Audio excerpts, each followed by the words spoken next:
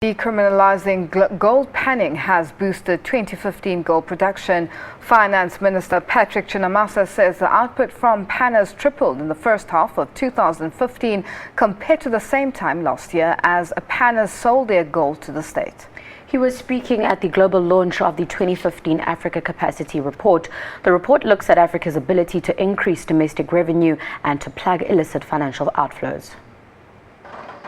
By decriminalising gold panning, Zimbabwe curbed smuggling and encouraged panners to sell their gold to the state. Among a raft of measures, government helped miners to acquire basic equipment and boost production. The results have been nothing short of phenomenal, outstanding. From production levels of 900 kgs during the first 6 months of last year, these miners in the first 6 months of this year produced more than 3 tons for the comparable period.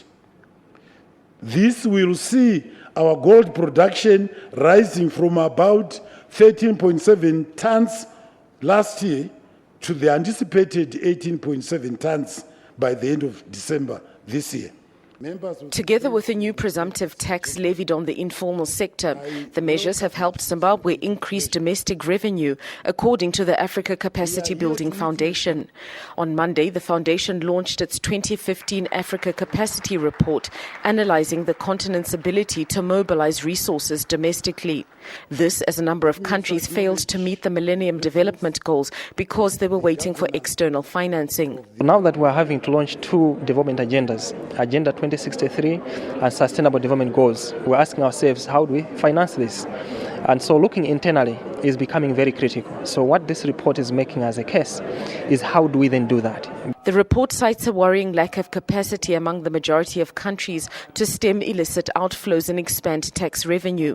It says Africa lost $60.3 billion to the world in illicit financial outflows between 2003 and 2012, a lot more than the aid it received. Africa is financing the world. The resources are moving out, and these are the same few resources that are being given back to us trickling down. So we need to make sure that we're able to track, stop, and reclaim the resources that are getting out. The challenge is the capacity is very limited. The report surveyed 45 countries and cites an acute lack of skills in domestic revenue collection. It recommends continent-wide training. The 2015 Africa Capacity Report was launched in Geneva, Nairobi, Accra and Harare simultaneously. Shingai Nyoka, SABC News, Harare, Zimbabwe.